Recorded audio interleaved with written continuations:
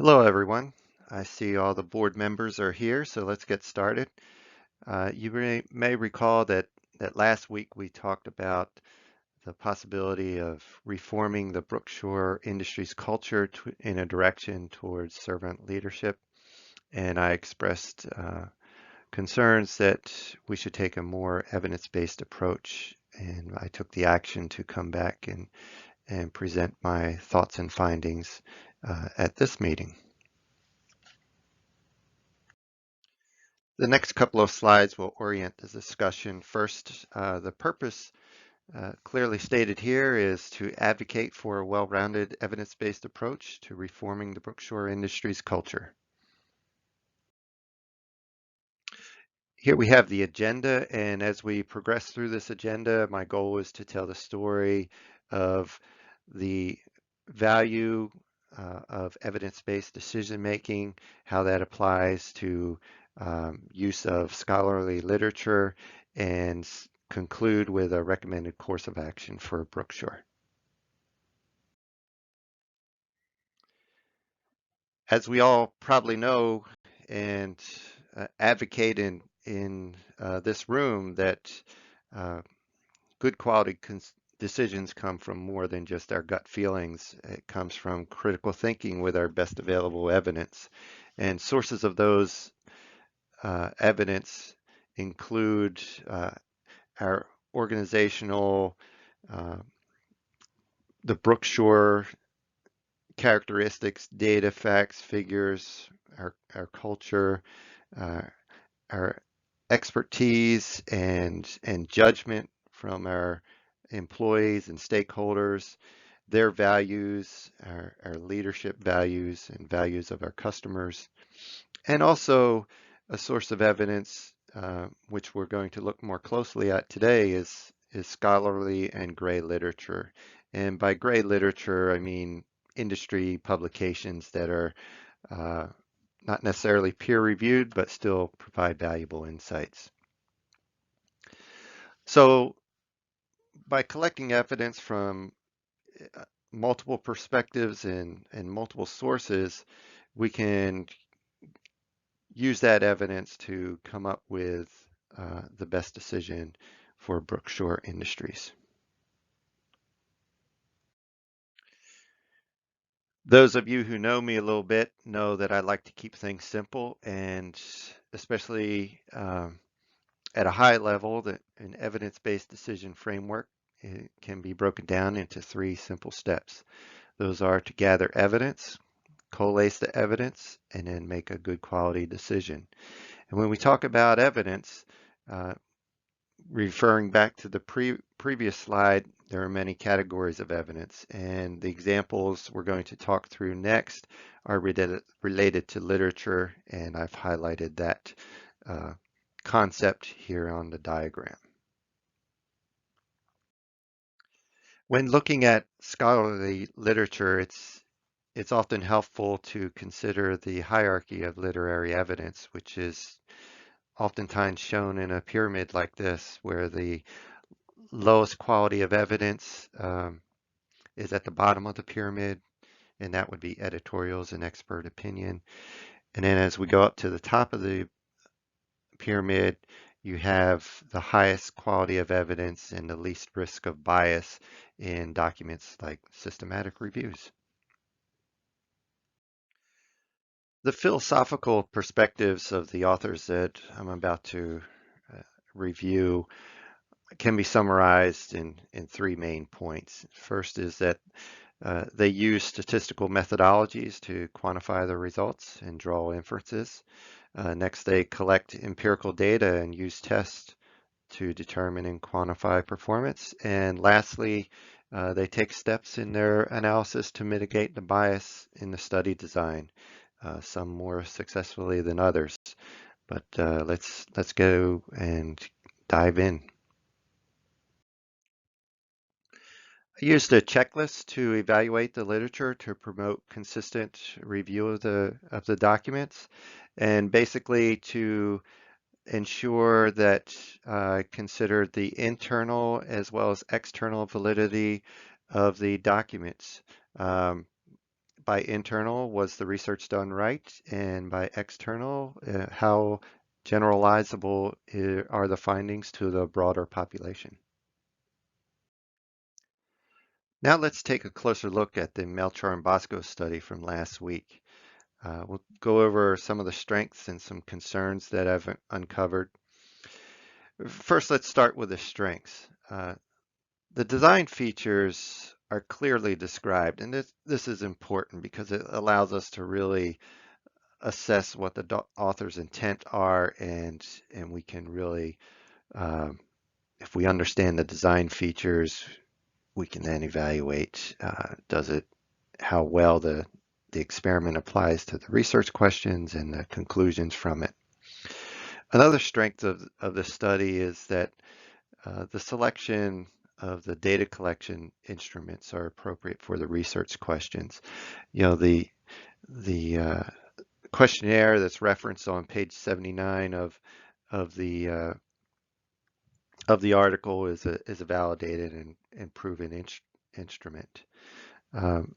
Two concerns that I have are constructive criticisms of the work, and the first one is that the research design does not support the stated purpose of the study. You know, the purpose of the study is captured in two places in the document. First, in the abstract, the authors state, quote, "The empirical paper investigates, or this empirical paper investigates whether a servant leader can develop a corporate culture that attracts or develops other servant leaders."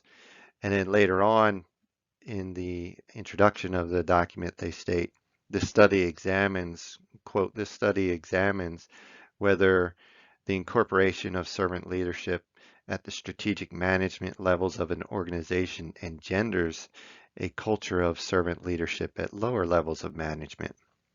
Both of these statements convey the purpose of the study and imply a cause and effect relationship between the application of servant leadership practices and the resultant effect on employees. However, the study design does not incorporate a time-related before and after component or a side-by-side comparison of various leadership styles. Rather, the study is solely a descriptive analysis of the current state of 3 car dealerships. The second concern or criticism that I have is also a pretty significant one, in that the conclusions don't follow from the findings. The first conclusion is, quote, "The servant leader model offers a positive alternative to other leadership theories." That doesn't hold because no alternative theories were measured and analyzed. In fact, the servant leadership factors were compared to an apparently arbitrary threshold value in a scale that was not clearly defined. The second conclusion, the ability to measure the constructs of this theory consistently among organizational contexts, is seen through this current study. This conclusion is not clear what it means. It's difficult to understand. For example, an explanation of the phrase, quote, "consistently among organizational contexts," would be helpful. And the third conclusion is that clearly servant leaders can be successful in a competitive for-profit service organization. Actually, this isn't clear based on analysis of 3 dealerships alone, and the conclusion does not relate to the purpose or findings of the study. Remember, the purpose was to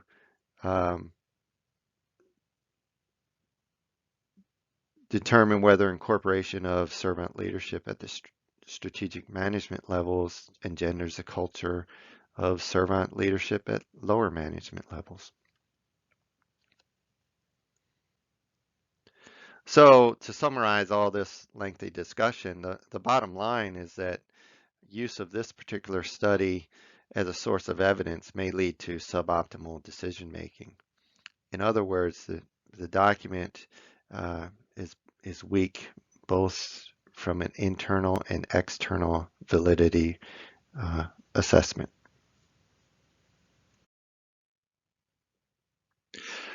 So in searching for alternative evidence, I conducted a literature search of an online library of scholarly articles and found 4 candidate articles and then selected the one that I thought was best related to servant leadership and development of organizational culture, and decided to use that as an example for comparison to the article I just talked about.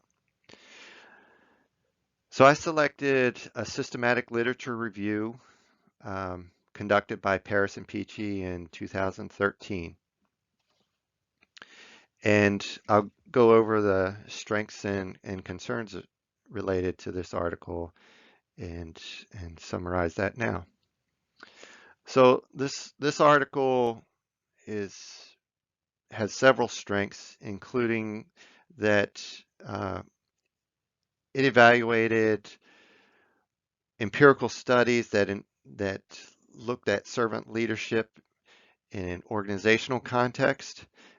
Those studies included 11 qualitative studies, 27 quantitative studies, and 1 mixed method study. That's 39 studies all summarized and collated within one document. Of those 39 studies, 22 of them were classified as high, and the classification schemes were based on prior research and validated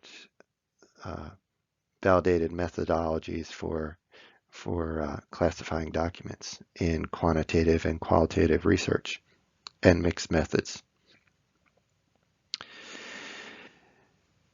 Through the analysis of all of these documents, the authors concluded that servant leadership is viable and valuable on an individual and organizational level and can lead to an increased overall effectiveness,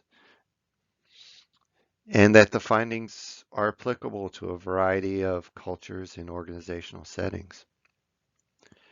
The two concerns that I have with this article, especially from our perspective, thinking about Brookshire Industries being a manufacturing firm, and our intent or initial desire to consider moving to a servant leadership model, is that the first concern is that this article, Systematic Literature Review, does not contain any examples that are specific to the manufacturing industry of which we are a part of.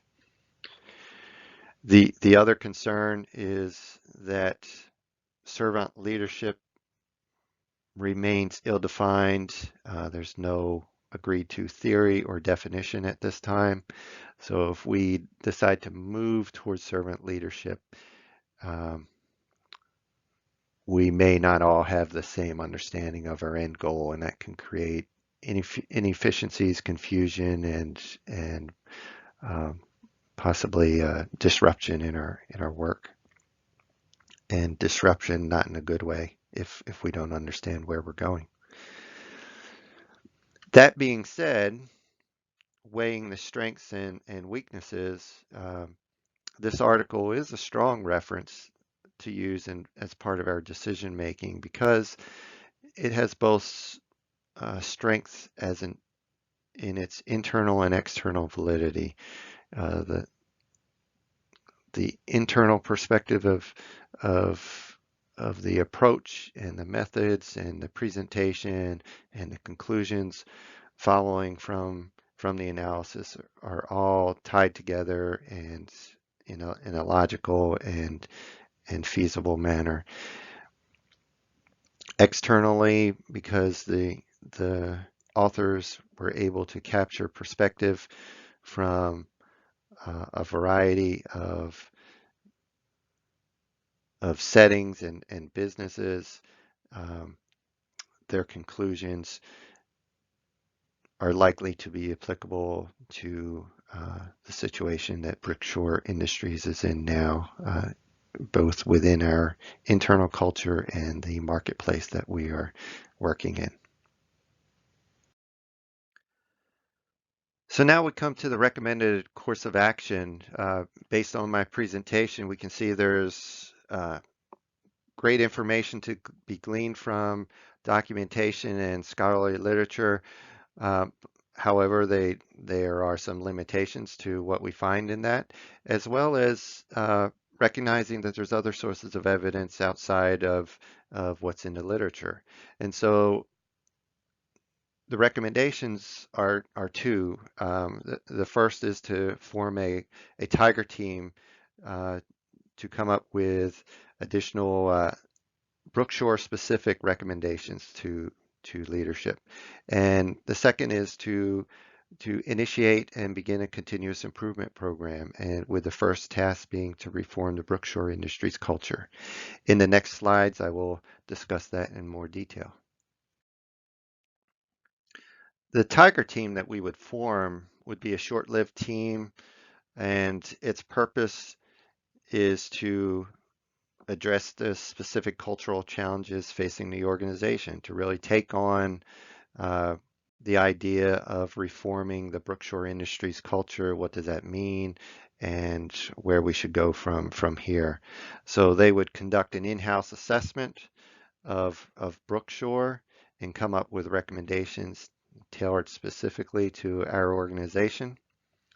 The membership of the Tiger team would be cross-functional and would be no more than 9 employees, with at least one member from human resources, mid-level management, and production line employees, so that we ensure that we have good representation of the company as a whole. And the Tiger team would be given a deadline of 45 days to complete their assessment and provide recommendations to the board. And during this 45 days, that would be their top and only priority, so that they can remain focused and do the best job possible in the time frame. The second course of action, recommended course of action, is to implement a continuous improvement program. The idea of continuous improvement has been around for over a century. Back in the days of Deming in the 1940s, 50s, and 60s, there was a popular movement that included what's become known as the Plan, Do, Study Act, and it's still alive and popular today. And the idea is that you plan an intervention, you do it, implement it, then you study the effects and learn from it, and then act. And so the knowledge gained during each cycle feeds the planning and actions of the subsequent cycle. And Brookshore Industries can really benefit from a continuous improvement program. And a good first use case for the continuous improvement program would be reforming our organizational culture. And we would take short directed steps and interventions and learn and grow along the way and continue to move forward. And if we fail, we fail forward. We learn from our mistakes and take timely corrective action, so that we continue to learn and grow as an organization, and are proactive and committed to employing or to improving the environment for our employees.